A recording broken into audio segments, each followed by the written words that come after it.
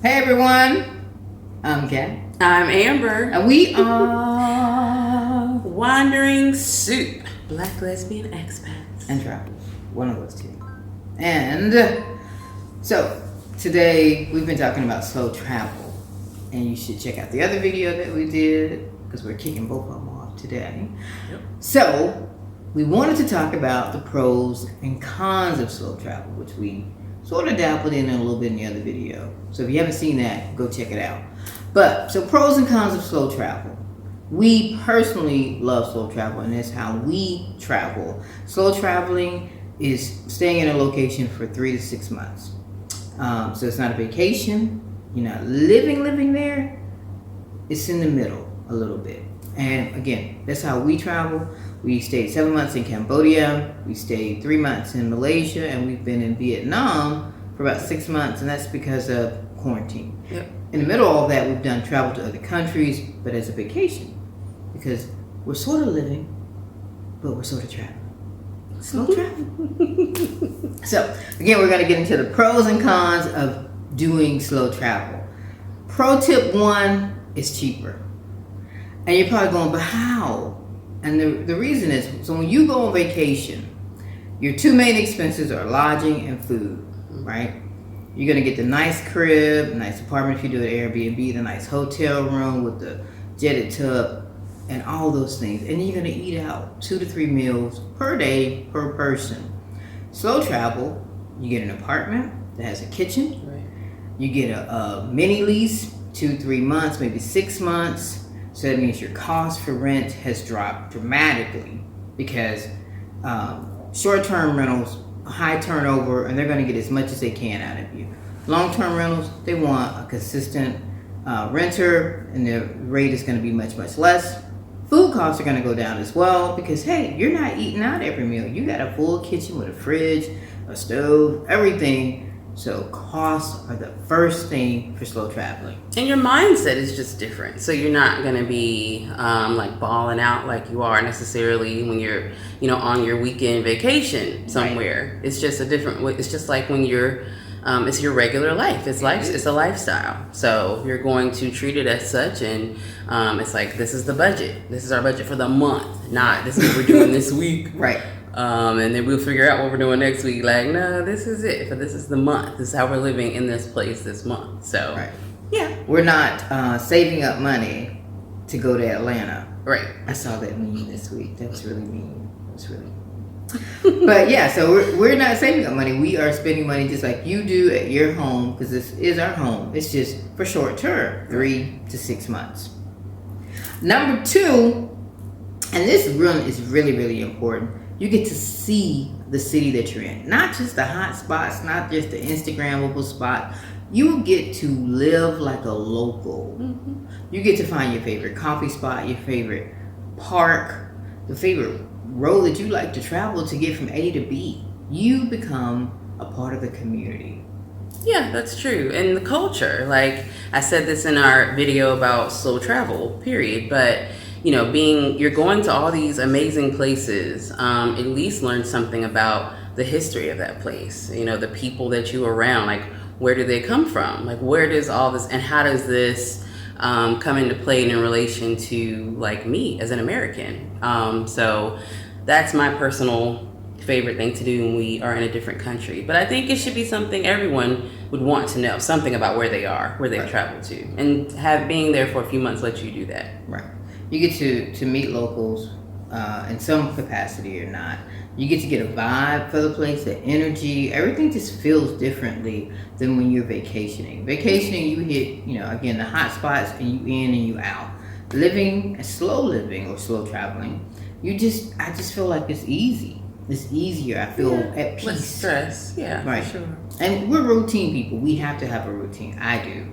Amber just maybe she just lets me do that. But anyway, it's what makes us happy. Yeah, no, routine is good.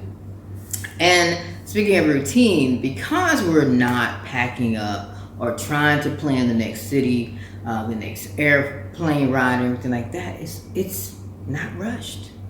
We're living our lives. We get up in the morning, we cook breakfast, we work, We cook dinner, we go out, we walk around, we do things just like you do in your regular home life. We're just doing it in a foreign country, but we have the option of going out to see tourist things, and we do that. Amber generally plans for us to do something like once a week, maybe every couple of weeks. We go and do the touristy stuff, but reality of it is every day that we walk outside, we're doing touristy stuff, man. That's true. Yeah, and that's okay. I mean, like, you know, I say that I like routine, but at the same time, you know, I like, you know, exciting-ish too. Like, and it's exciting to be somewhere that I'm not from. It's a completely different place. Right. And every time you go out, like you said, like you're gonna see something different, you're gonna come across something different, and it's just, you know, it's exciting every day. But at the same time, we can do it at our pace. Right. Which A is slow pace. mad cool. Right. And it's so mad cool. I mean, you don't even realize it. Amber's like, yeah, we're gonna go see that temple. Maybe on Friday. Right. Maybe on Saturday. When do you think the crowd's gonna be there? Let's not do it on that day. Right. You know. Right. But we have that option. You know, we didn't get off the plane and run to the first tourist spot. Right. You know, we got off the plane, laid on the couch, laid across the bed, took a shower. You can take advantage of the days that things don't cost as much. Right. For the same. Yeah. And the locals will give you tips. And on the other pro of this all is you begin to feel like a local after a while. I feel like I know my area that I live in, right? I feel like, you know, Amber really she walks, she's a walker. So she always is pointing out things that she's seen on her walk that you would not see as a tourist or as a fast traveler or someone who stayed for only 2 weeks. There's just no way you would see it, right? That's true. She's always like, there's a coffee shop about 2 blocks away. We're going to go over there tomorrow. And I'm like, you can't find it on Google. You're not going to find it on Instagram possibly. But hey, it's a great little coffee shop. Right. And things you wouldn't see if you were like at a resort, you know, which is what you're doing on a vacation, you know, that type of thing. Right. Like you're living there. So you're not just off somewhere and not connected to what's going on. So, Right. yeah. Right. And so those are all the pros, and they're great pros. Everyone I'm excited about. But there's always a negative. Mm-hmm. And those are the cons of slow travel. Now we did mention getting to see everything. It's beautiful. You get to go out. Amber plans a day for us, and we do it.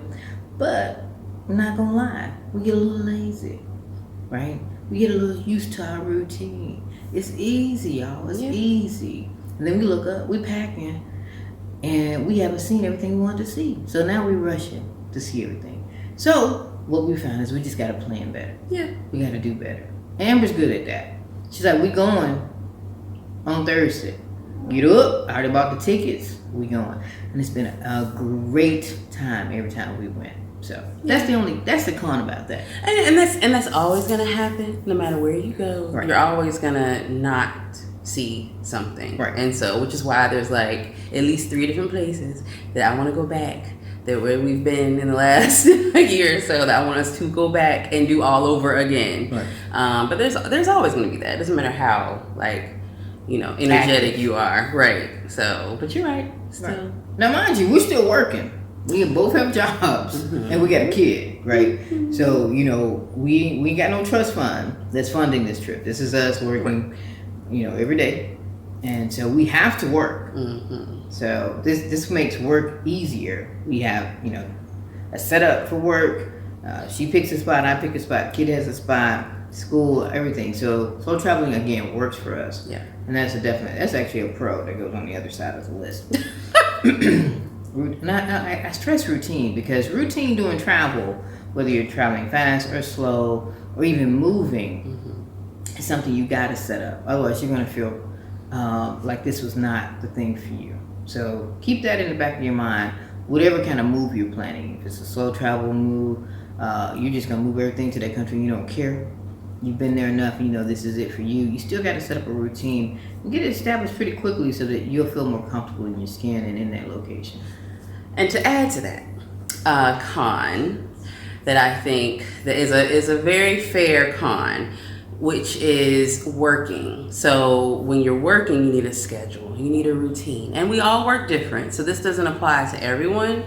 But the only problem with slow travel, as opposed to say moving somewhere for a year and saying this is where I'm going to live, or 2 years, is that there are going to be disruptions in work. That's That's all there is to it. And like she said, if you establish a routine, and if you do add on that extra level of checks and balances for yourself, and you are disciplined, or you become disciplined. If you're not a disciplined person, you can work around that, but it's necessary though, because if not, you can really lose track of stuff and miss deadlines and be somewhere where there's no Wi-Fi, or be at the airport and can't get online, or whatever. There's all kinds of things that can happen, and that can, F up your work routine or schedule. So that is a con of slow travel, as opposed to moving somewhere for a year or longer. Right. Just something to think about. Right, because you are setting up a household with slow travel,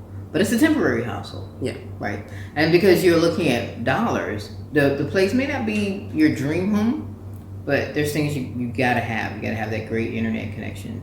And we've been hit and miss on internet on this entire trip, and it's just life lessons learned. So pay the extra dollars, get a great internet connection, get an extra one for your apartment if you need to. Yeah. And that's just a pro tip. So one of the things that we didn't expect that came across with the con for slow travel is meeting people. And meeting people is a pro, don't get me wrong. But you're leaving them. As soon as you get established with them, you went past it. Hi, I saw you in the store. We're black here too. And you're hanging out, and then guess what? You're on a plane and you left them behind. Yep. Or they've left you behind. Right. It happens. So that's one of the cons, but you definitely need community.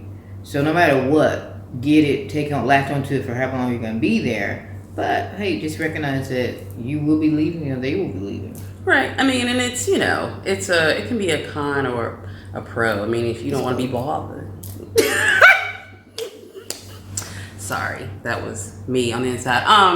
Yeah, but if you can definitely, that's the great thing about technology. You can keep in contact with people. I mean, you get to meet people, and then you can, stay in touch with them no matter where you are in the world. And hopefully y'all meet up again, somewhere in the world, which is, I think will happen with some people that we've come across. And that's, yeah, so that's definitely a pro with a con on the backside of it. Right. And I'm okay. Amber is the social butterfly between us. She is. I don't know her today. But anyway, she's a social butterfly. She keeps us connected with people. And I'm going to miss the people that we've come in contact with, definitely. But I'm so glad that we had those memories. Particular, what's his name? Joe? The guy we met in Scenery. What's up, Joe? Great. We spent one day with Joe. 2 days, really. We met him on a tour, and then we went out. Then we had dinner with him and the companion that he had come to see in Scenery. Yep. And we had a great time. And we will definitely meet up with him again somewhere, probably in Asia. Just because if it weren't for the pandemic, it would have already happened because he had already had plans. So yeah, we had a great evening with him. Went out to dinner at this barbecue place and seen Reap. Then went to the speakeasy. We just talked and laughed and debated. It was great. And then we had the family that we were hanging out with over there as well. What's up, unapologetic nomads? We see you. All right. Y'all better holla. Yeah, they're over in Tanzania now. Rwanda, I'm sorry. Mm-hmm. Yeah, so it happens. And then we got Darcy and her wife here and Danae. So, and we've left them all. And they left us too. So it happens. It does. Now, con number 3 is, hey, you're slow traveling. You're sitting still. You're not jumping from country to country, city to city. It's not happening. So you're like, but I came over here to travel. You are. You're just not doing it every day, every week. So your life becomes more of a routine. And as we've stressed so far in this video, routine is honestly necessary. Yeah. If you're not going back home in a week, you need that routine. So and if you're not living off of your inheritance. Exactly. So that's the one con, is that your life is going to be a little bit more routine. You're going to settle down a little bit quicker. But hey, pros and cons. You do know that in 3 months or 6 months, you are going to another country or another city in this country. That's true. And it is kind of like that, I can't wait till we get to go do this. I mean, you're excited about it, but like I said before, like you're also excited about what you get to get. What you get to go see this weekend where you are, because you're just not gonna be able to see everything. Never. There's always gonna be something new. So. Yeah, always been something you missed in the country that you were in. Even when you were there for 3 to 6 months, there's gonna be something you're gonna miss in the country that you're going to. Yeah, I mean, we're feeling it right now because of the quarantine, obviously. So we're feeling a little like everybody else, but yeah. Yeah, and that's a whole nother video too. We'll get into that. We just got so many videos coming. Be on the lookout. That means you need to subscribe, like, and subscribe. Yeah, share with your people. Tell them about us. Anyway, last con when slow traveling is that you tend to accumulate stuff, and stuff costs you money 2 times. Yep, the first time is when you buy it, and the second time is when you get on that airplane and they weigh your bag, and it's over 50 pounds. So yeah, so then you're paying for it twice, and then there's nothing wrong with mementos. There really isn't. I just don't tend to need them as much. Amber does.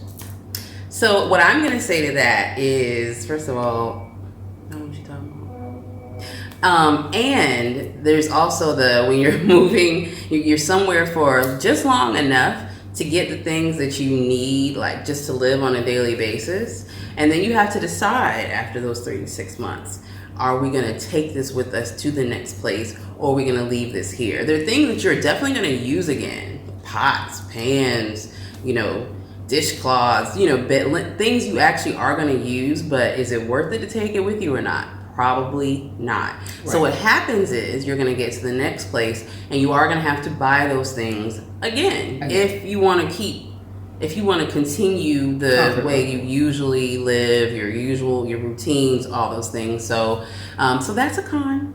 It's a big con. Having to basically restock your house every time you move, but it also makes you, really figure out what you really need. The things that you really need and use on a daily basis, those are the things that you are going to get. And the things that you don't, you're probably going to eventually let go because it's just not worth it. Right. So we figured that out really quickly. We have to have our kitchen set up a certain way because I do the cooking, but there's things that we like, how things are prepared. So everywhere we go, we get a little toaster oven because Southeast Asia, 99% of the time, you're not going to find an oven. So we go find a $30, $40 toaster oven. It's just part of our expenses. It's in the budget. It doesn't matter. We get a really good skillet if they don't have one. Get a really good knife if there's not one provided. Typically, we are in a furnished apartment, and that means that there's pots, pans, plates, cups, and things like that. There's always a couple of things that they don't have that we use, spatulas, for instance, and things like that. So we always do a store run. We get in, within 2 days, we're doing a massive store run where we're getting those items that we need. And generally, we're looking at like $100.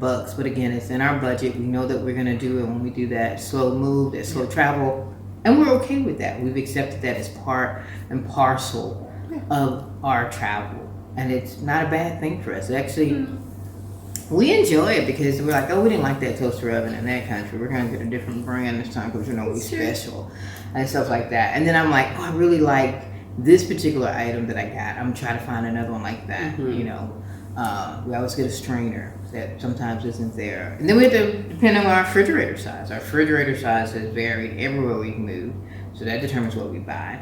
Yep. And then we get to see what's in the country, what the spices, what everything that we're going to get, not going to be able to get, and things like that. So it helps us get acclimated rather quickly. That's true. Right? Yeah, because we're doing our little quote-unquote Walmart shopping just like everybody else. And we're in there, getting our Tupperware and our aluminum foil and, my little rug by my bed because I like to step out onto a rug because I'm going to say where we've been, it's been hardwood floors or tile floors, but I don't like it. I gotta have a little rug by the bed. It's little things in life that I have to have, and I'm willing to rebuy it. Yeah. I don't want to take it with me. It's not worth it. So yeah, those are the pros and cons of slow travel. And even some of the cons aren't bad. Some of the pros may not be great for you. Right. But those are the pros and cons that we've encountered along our slow traveling journey. Again, slow travel is travel 3 to 6 months in a location, a city, a country, and it's worked for us and our family. Absolutely. Yep, we're definitely about that, and we'll probably continue to do that for the foreseeable future. But yeah, and then we are, obviously still looking at a place we may want to make roots for a longer period of time. But in the meantime, slow travel works. Slow travel works. So I'm really doing these 2 videos to give you an option. So we've talked to a lot of people who say they want to live abroad and they're ready to jump, and they have this final destination in mind, and we're like, you don't have to lock and load on that. True. Use it as a slow travel journey. You may not like it because, hey, every place we've been in we've liked, but it wasn't home. Yeah. It hadn't felt like home. It's felt like a really nice place to live for 36 months. It's true. So we want to give everybody an option. We want you to open your eyes to slow travel as an option for you, your family, and maybe it'll work for you. Maybe it won't. Maybe you moving to Thailand or Vietnam or Malaysia, it's really what's in the cards for you. Go for it. But if it's not and you're undecided, slow travel may be the option for you. Right. Don't let the indecision stop you. Right. Like, just do the slow travel option until you've made a decision. Right. I am Kat. I'm Amber. And we are Wandering Soup. Like, subscribe, follow, share. We'll see you on the next video, y'all. Peace and love. Peace.